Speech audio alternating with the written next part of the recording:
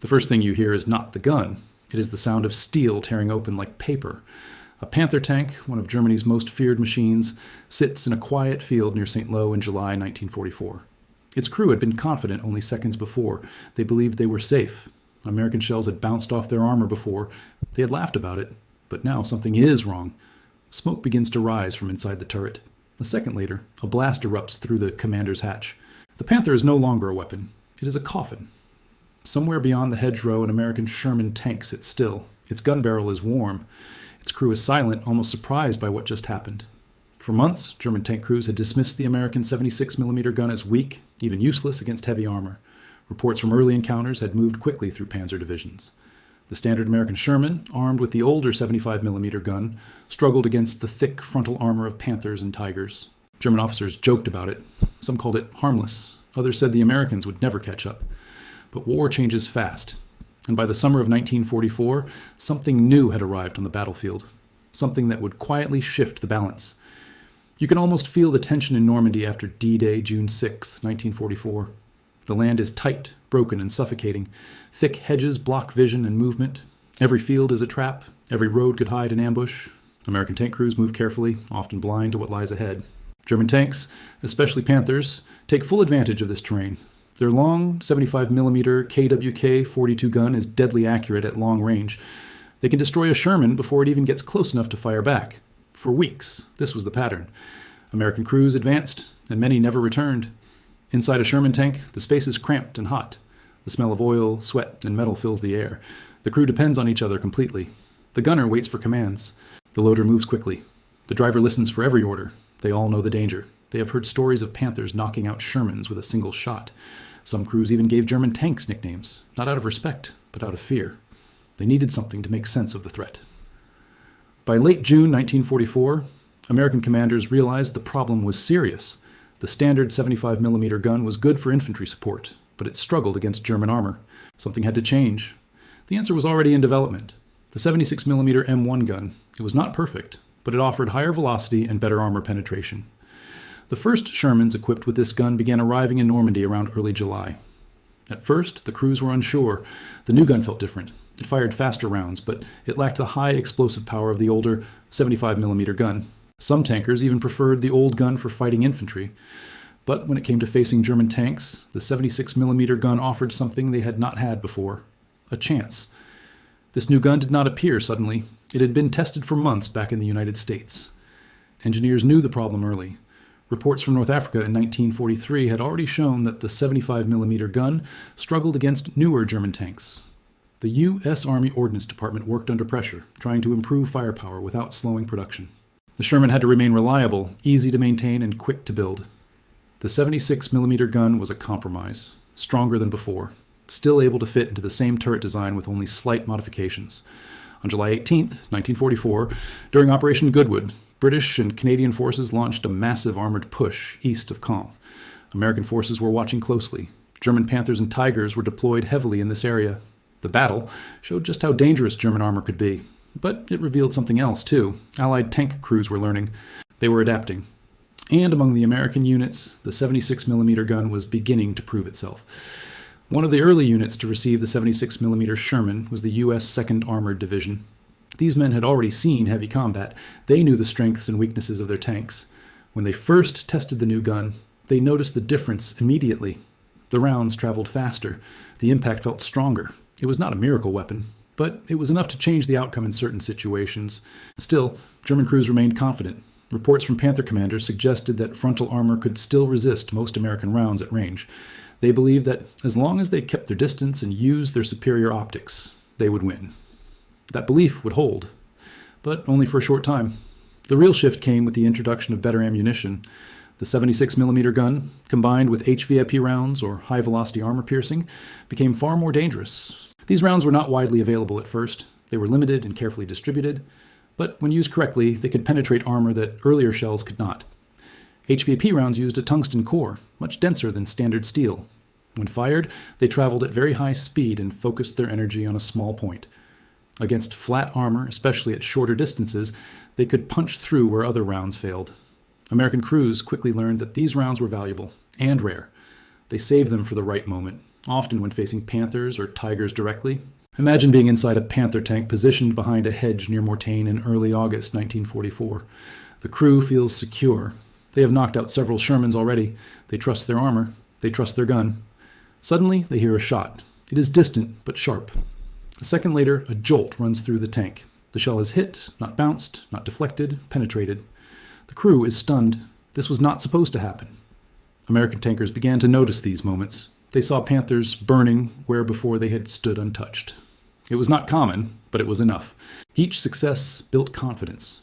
Crews started to push a little harder, aim a little more carefully, and trust their gun a little more. The Battle of St. Lo, fought between July 7th and July 19th, 1944, became a key moment. The city was heavily defended. German forces used tanks and anti-tank guns to hold their ground. American units faced strong resistance, but they also began to use their new equipment more effectively. The 76mm Shermans were not invincible, but they were no longer helpless. Sergeant Lafayette G. Poole, one of the most famous American tank aces, began to make a name for himself during this time. Commanding his Sherman, often named In the Mood, Poole and his crew destroyed numerous German vehicles.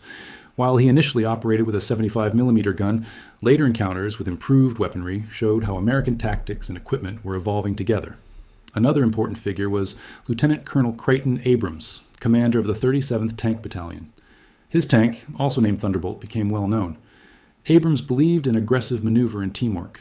He understood that no Sherman, no matter the gun, could win alone against a Panther. But with coordination, speed, and proper positioning, even heavier German tanks could be defeated.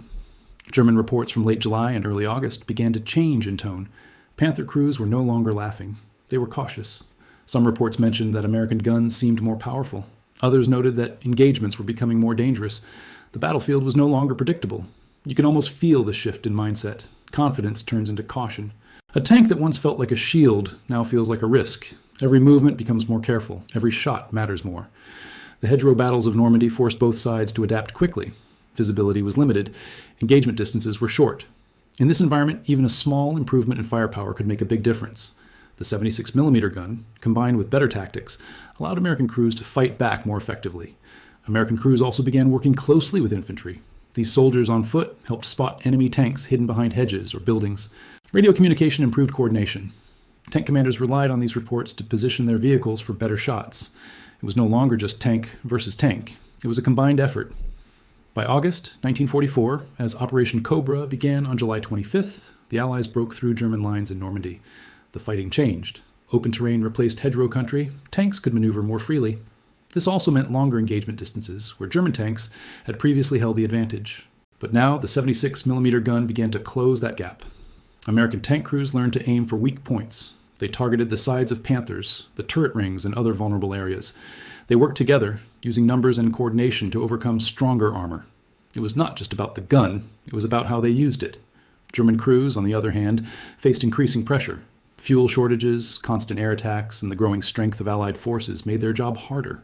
The Panther was still a powerful tank, but it was no longer untouchable. In one reported engagement near Argentan on August 15, 1944, American 76mm Shermans engaged a group of German Panthers. The battle was short but intense. Several Panthers were knocked out. Survivors later reported that the American fire was more effective than expected. The idea that American tanks were weak began to fade. Air superiority also played a major role. Allied fighter bombers, especially the P-47 Thunderbolt, hunted German armor from above. Panther crews had to worry not only about enemy tanks, but also about sudden attacks from the sky. This added pressure made them more cautious and limited their movement during daylight hours. You can imagine the moment of realization inside a German tank. The belief that had carried them through earlier battles begins to crack. They are no longer facing the same enemy. The 76mm gun did not change the war overnight. It did not suddenly make the Sherman superior, but it gave American crews something they desperately needed: the ability to fight back with real effect. It restored balance in situations where they had previously been outmatched. As the war moved into late 1944, especially during battles like the Ardennes offensive in December, the lessons learned in Normandy became even more important. American tank crews entered these battles with more experience and better equipment. The 76mm gun was now a standard part of many units. During the Battle of the Bulge, beginning on December 16, 1944, German forces launched a surprise offensive through the Ardennes forest. Panthers once again led many of the attacks. The weather was cold, visibility was low, conditions were harsh. But this time, American crews were ready. They had faced Panthers before. They understood their strengths and weaknesses. In towns like Bastogne and St. Vith, American tanks fought defensive battles under extreme pressure. The 76mm gun proved valuable in these close engagements. Shots were often taken at shorter distances, where penetration chances were higher. American crews used ambush tactics, positioning themselves behind cover and waiting for German tanks to expose their sides. German units, including experienced panzer divisions, still fought with determination. But they could no longer rely on the same level of superiority. The battlefield had changed. The small edge they once held was slipping away. By early 1945, as Allied forces advanced into Germany itself, the role of the 76mm gun became even clearer. Combined with improved tactics, better coordination, and overwhelming logistical support, American armored units pushed forward steadily. German resistance remained strong, but it was no longer enough to stop the advance. Looking back, it is easy to think of this as just a technical improvement, a bigger gun, a faster shell, a stronger punch against armor. But for the men inside those tanks, it meant something much more personal. It meant a better chance of survival. It meant the difference between firing and hoping and firing with confidence. The story of the 76mm gun is not just about steel and mechanics. It is about adaptation. It is about how quickly things can change in war. One moment, a weapon is mocked. The next, it becomes a threat. And somewhere in the fields of Normandy, as smoke rises from a destroyed Panther, an American crew sits quietly in their Sherman. They do not celebrate loudly. They do not cheer. They simply reload, scan the horizon, and prepare for what comes next. Because in war, nothing stays the same for long.